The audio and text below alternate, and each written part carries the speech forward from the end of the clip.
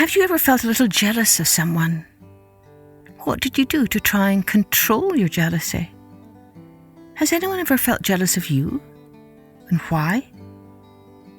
Hello everyone, I'm Kathleen Pelly. Welcome to Journey with Story. Today's story is an Ndebele tale from a country called Zimbabwe, and it's about what happens when a young man is overcome with jealousy. Mums and dads, I think this is a tale that's probably more suited to the older children, maybe 8 and up. So if you have littler ones, I think that they might enjoy one of my earlier episodes from the podcast. Let's take a journey with A Blind Man Catches a Bird. A young man married a woman whose brother was blind. The young man was eager to get to know his new brother-in-law, and so he asked him if he would like to go hunting with him. "I cannot see," the blind man said, "but you can help me see when we are out hunting together. We can go." The young man led the blind man off into the bush. At first they followed a path that he knew, and it was easy for the blind man to tag on behind the other. After a little while, though, they went off into thicker bush where the trees grew closely together and there were many places for animals to hide. The blind man now held on to the arm of his sighted brother-in-law and told him many things about the sounds that they had heard around them. Because he had no sight, he had a great ability to interpret the noises made by animals in the bush. "There are warthogs around," he would say. "I can hear their noises over there," or "That bird is preparing to fly. Listen to the sound of its wings unfolding." To the brother-in-law, these sounds were meaningless, and he was most impressed at the blind man's ability to understand the bush, although it must have been for him one great darkness. They walked on for several hours until they reached a place where they could set their traps. The blind man followed the other's advice and put his trap in a place where birds might come for water. The other man put his trap a short distance away, taking care to disguise it so that no bird would know that it was there. He did not bother to disguise the blind man's trap, as it was hot and he was eager to get home to his new wife. The blind man thought that he had disguised his trap, but he did not see that he had failed to do so, and any bird could tell that there was a trap there. They returned to their hunting place the next day.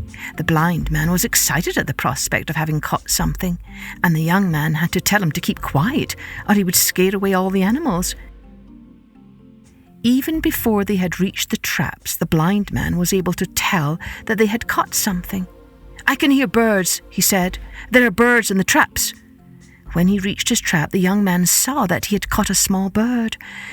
He took it out of the trap and put it in a pouch that he had brought with him. Then the two of them walked toward the blind man's trap. "There's a bird in it," he said to the blind man. "You have caught a bird too." As he spoke, he felt himself filling with jealousy. The blind man's bird was marvellously coloured, as if it had flown through a rainbow and had been stained by the colours.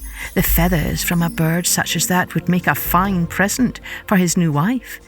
But the blind man had a wife too, and she would also want the feathers. The young man bent down and took the blind man's bird from the trap. Then, quickly substituting his own bird, he passed it to the blind man and put the coloured bird in his own pouch. "Here is your bird," he said to the blind man. "You may put it in your pouch." The young man reached out for the bird and took it. He felt it for a moment, his fingers passing over the wings and the breast, and then without saying anything he put the bird into his pouch and they began the trip home. On their way home, the two men stopped to rest under a broad tree, and as they sat there they talked about many things. The young man was impressed with the wisdom of the blind man, who knew a great deal, although he could see nothing at all. "Why do people fight with one another?" he asked the blind man.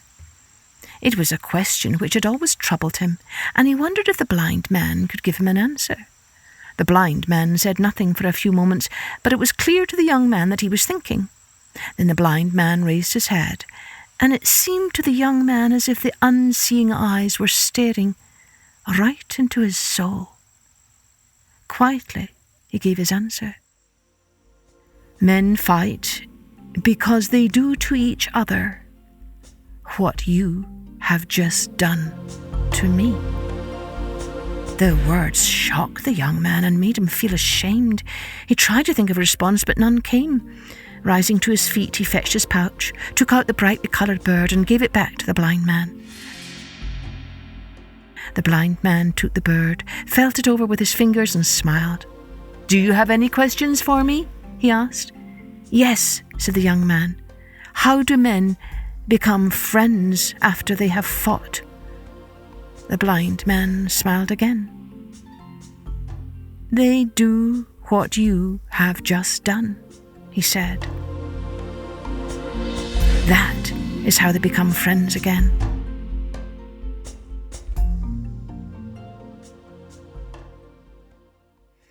Well, lots to think about here, isn't there?